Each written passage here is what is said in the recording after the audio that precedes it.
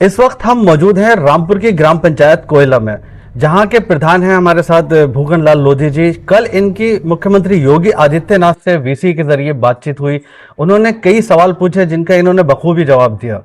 आपको बता दें कि पूरे जिले में सिर्फ अकेले भूखन लाल लोधी जी ऐसे प्रधान हैं जिनसे कल मुख्यमंत्री योगी आदित्यनाथ की बात हुई, और पूरे उत्तर प्रदेश में सिर्फ 9 प्रधानों से बात हुई थी, और पूरे जिले में सिर्फ एक प्रधान भूखन लाल लोधी जी हैं जिनसे मुख्यमंत्री योगी आदित्यनाथ की विकास के मुद्दों को लेकर बात हुई। आपको बता दें कि भूखन लाल लोधी जी अपने क्षेत्र में बहुत ही लोकप्रिय प्रधान हैं और अपने चौमुखी विकास के लिए दूर दूर के क्षेत्रों में जाने जाते हैं। इन्होंने अपने गांव को बिल्कुल शहर की तरह बना दिया है। पक्की सड़कें, लोगों के सुख दुख में काम आने वाले भूखन लाल लोधी अपने पूरे प्रदेश में आज चर्चा का विषय बने हुए हैं। सुबह से ही चर्चा हो रही है भूखन लाल लोधी जी की कि उनकी मुख्यमंत्री योगी आदित्यनाथ से वीसी के जरिए बातचीत हुई थी। क्या बातचीत हुई थी, आइए जानते हैं। खुद भूखन लाल लोधी जी हमारे साथ मौजूद हैं, उनसे जानते हैं। जी भूखन लाल लोधी जी, कल आपकी मुख्यमंत्री योगी आदित्यनाथ से वीसी के जरिए बात हुई थी। क्या कुछ उन्होंने सवाल किए और क्या कुछ आपने जवाब दिए? जी, माननीय मुख्यमंत्री जी ने हमसे पूछा आपके गांव की आबादी क्या है। हमारे गांव की आबादी 7,700 है और विकास संबंधित जानकारी ली। हमने बताया उनको, जो भी बात हमने बताई वो हमारे गांव में होती है। हम कोई फर्जी आंकड़े या फर्जी बात नहीं करते हैं, क्योंकि हमारे गांव में 5 विद्यालय हैं, जिसमें 2 जूनियर हाई स्कूल हैं, 3 प्राइमरी स्कूल हैं और सभी स्कूल हमारे यहाँ सही तरह से संचालित होते हैं। समय से टीचर आते हैं। सभी स्कूलों में फर्नीचर, बालक और बालिकाओं के अलग अलग शौचालय, स्वच्छ पानी की व्यवस्था, लाइट की व्यवस्था, जो भी मानक हमारे स्कूल के हमने सब पूरे कर रखे हैं। समय से मिड डे मील स्कूलों में बनता है मेन्यू के अनुसार, और पूरी हमारा शिक्षा पर हमारा पूरा जोर है, ध्यान है। हमारे यहाँ गांव में अस्पताल भी है, जो कि प्राथमिक स्वास्थ्य केंद्र है। उसमें समय से डॉक्टर लोग आते हैं हमारे यहाँ। एनएम हैं, आशाएं हैं, उनके द्वारा स्वास्थ्य के सभी कार्य, टीकाकरण वगैरह समय पर पूरा किया जाता है। आसपास के लोग भी हमारे गांव के अस्पताल में आते हैं काफ़ी तादाद में, क्योंकि डॉक्टर साहब बहुत अच्छे हैं, समय से आते हैं और मरीजों को वो अच्छी तरह से देखते हैं, तो इसलिए मरीज भी बहुत बड़ी तादाद में आते हैं। गांव में हमारे डाकखाना भी है, हमारे गांव में अस्पताल भी है, गांव में हमारे बैंक भी है, पानी की टंकी है, जिससे स्वच्छ पानी गांव में जाना शुरू हो गया घरों घरों तक। इसके अलावा हमने गांव में पक्की सड़कें, सीसी रोड डलवाए हैं। चारों तरफ गांव के इस तरह की नाली बनवाई है ताकि उसका पानी गांव के तालाबों में जाए, गांव में जल भराव ना हो कहीं पर भी। और कहीं इस समय हमारे गांव में कोई भी जगह ऐसी नहीं जहां जल भराव होता हो। उसमें इसके अलावा ये भी है कि अगर मान लीजिए हमने गांव में ये सब करने के बाद भी पूरी तरह से गांव को हमें साफ सुथरा रखना है, और उसके लिए हमें गांव में उजाला भी चाहिए। इसके लिए हमने गांव में सभी जो हमारे यहाँ बिजली की लाइट खंभे लगे हुए हैं, सभी पर स्ट्रीट लाइटें लगवाई हैं। रात को पूरे तीनों हमारे गांव में उजाला रहता है। इसके अलावा हमारा स्वच्छता पे बहुत जोर है। स्वच्छता के कार्यक्रम के अंतर्गत हमने गांव में आरआरसी केंद्र बनवाया है, बर्मी कंपोस्ट शेड बनवाया है। गांव में जो पानी गांव का जाता है बाहर निकल के, वहाँ तालाब में जाने के लिए हमने फिल्टर चैम्बर बनवाया है, जो कि पानी नदी में जाए तो वो छन के जाए। ऐसी सुविधा हमने गांव में की है। और एक बहुत सुंदर हमने गांव में पंचायत घर बनवाया है। पंचायत घर पे हमारे सारी सुविधाएं मिलती हैं गांव में।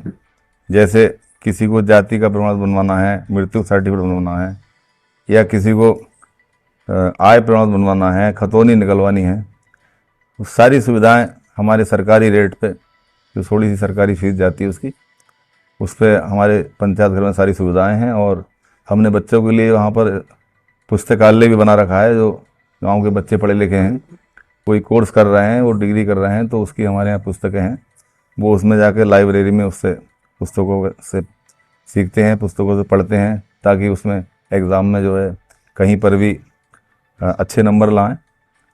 ऐसी हमने सुविधा गांव में कर रखी है। और स्वच्छता के लिए हमने गांव में 3 कूड़ा गाड़ी चला रखी है। 3 गांव हमारे गांव में लगते हैं। तीनों गांव में हमारे डोर टू डोर सुबह को कूड़ा गाड़ी जाती है।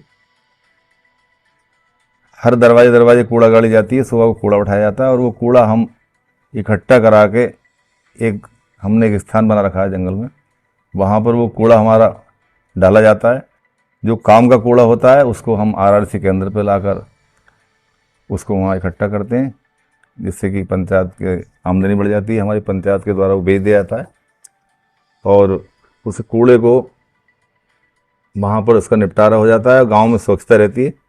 सफाई कर्मी हमारे समय से काम करते हैं। गांव की नालियाँ बिल्कुल साफ रहती हैं। और हमने अब तो इस तरह की नालियाँ गांव में बनवा रहे हैं ताकि दिन में पानी रहता है, रात को पानी उसमें सूख जाता है। जब सूख जाता है तो कहीं मच्छर गांव में पैदा नहीं होता, जिससे हमारे गांव में बीमारियां भी बहुत बीमारी भी नहीं आती है। और इसी स्वच्छता के लिए हम बहुत बड़ा अभियान भी चला रहे हैं। हमने अपने गांव के लोगों को प्रोत्साहित किया है। गांव के लोगों से निवेदन भी किया है कि भाई इसमें हमारा सब लोग सहयोग करें। अगर हम स्वच्छ गांव के रास्ते साफ करा देते हैं, लेकिन उसको सही रखना, उसको रोजाना सही रखना, उसको सबको तभी सभी ग्रामवासियों की जिम्मेदारी बनती है और हमारे गांव के लोग उसमें हमारा सहयोग कर रहे हैं। तो इसी को लेकर हम कल हमारा नाम चयन हुआ था माननीय मुख्यमंत्री जी के यहाँ बात करने के लिए। तो हमें बड़ी खुशी हुई कल हमारी बात माननीय मुख्यमंत्री जी से हुई। अच्छा, क्या क्या सवाल उन्होंने पूछे और क्या आपने उन्हें जवाब दिया और आप कैसा महसूस कर रहे हैं? बहुत अच्छा लगा माननीय मुख्यमंत्री जी से बात करके हमें। और हमने अपने गांव का जो भी हम सही करते हैं, जो भी हमारे यहाँ गांव में योजनाएं चल रही हैं, उन योजना के बारे में हमने उनको बताया। और माननीय मुख्यमंत्री जी हमारी बात से बहुत सहमत हुए, बहुत खुश हुए और हमें इस बात की बहुत अपने आप में बहुत खुशी। जो हम विकास गांव में करा रहे हैं उसमें हमारा साथ दें सब लोग। और क्योंकि अकेला प्रधान गांव में काम तो करा सकता है, लेकिन उसको देख रेख उसकी सुरक्षा करने की जिम्मेदारी हमारे गांव के लोगों की होती है।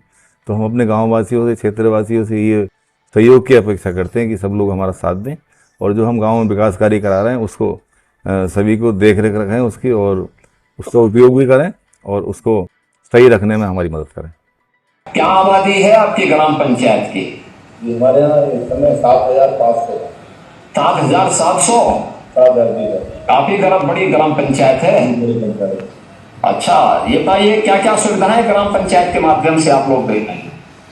जी, हमारे यहाँ 3 प्राथमिक विद्यालय हैं, 2 जूनियर हाई स्कूल हैं। हाँ। इसमें सभी स्कूलों में टाइल्सीकरण, शौचालय बालक बालिकाओं के लिए अलग, और इसमें स्मार्ट क्लास भी हमने 3 स्कूलों में बना रखी। और हमारे यहाँ स्कूलों का संचालन किसी तरह समय पर मिड डे मील बनता है हर नींबू का अनुसार। ठीक है। और हमारे गांव में सर प्राथमिक स्वास्थ्य केंद्र भी है, जहाँ पे एक MBBS डॉक्टर रहते हैं और एक GNM डॉक्टर हैं, NM वगैरह रहते हैं। बहुत अच्छी सुविधा हमारे अस्पताल में।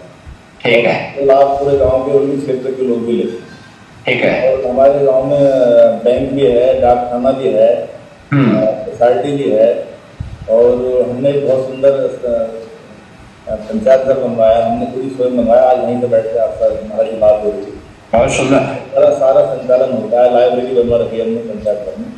और इतना अच्छी सुविधाएं गांव में है तो ये तो शहर जैसा हो गया। सर हमने हमारे बैंक है, इंटर कॉलेज है, जूनियर हाई स्कूल है, हॉस्पिटल है, प्राथमिक विद्यालय है, ग्राम सचिवालय भी है, मॉडल शॉप है, सब कुछ तो ग्राम पंचायत में है। जी, हमने इसके अलावा सर एक और काम कराया है। जैसे जो 3 कूड़ा गाड़ी ली है हमने, हमारे गांव में 3 गांव लगते हैं और डोर टू डोर सुबह कूड़ा गाड़ी चलती है हमारी। और उससे स्वच्छता के लिए हमने उसमें पूरी तरह से जब वो कूड़ा गाड़ी चलती है तो जो रास्ते में कूड़ा होता है, कुछ भी होता है, तो उसके लिए हमने एक स्थान जंगल में बना दिया है। जो वेस्टेज कूड़ा है वो डाल दिया जाता है वहाँ, और जो काम का कूड़ा है वो हमारे यहाँ RRC सेंटर पे जाता है। और RRC सेंटर के बराबर में हमने एक वर्मी कंपोजिट खाद के लिए बना रखा है, जिसमें हम गांव के लोगों को प्रोत्साहन करते हैं ऑर्गेनिक खेती के लिए। तो उसके लिए हम वर्मी खाद बनाते हैं। इससे कुछ फंडिंग भी होती है? जी हाँ, वो खाद बेचते हैं हम। ग्राम पंचायत में जमा होता है ना? जी होता है। और उसका भी लेते हैं हम यूजर चार्ज भी, जो भी 50% लोग देते हैं हमें। ठीक है जी। वो बताते बहुत बहुत धन्यवाद आपको और आपकी पूरे ग्राम पंचायत वासियों को। और हमें आप सभी के महत्वपूर्ण सुझावों की प्रतीक्षा भी रहेगी। मैं आप सभी ग्राम पंचायत के प्रतिनिधियों को धन्यवाद देता हूं जिन्होंने अभी मुझसे संवाद किया।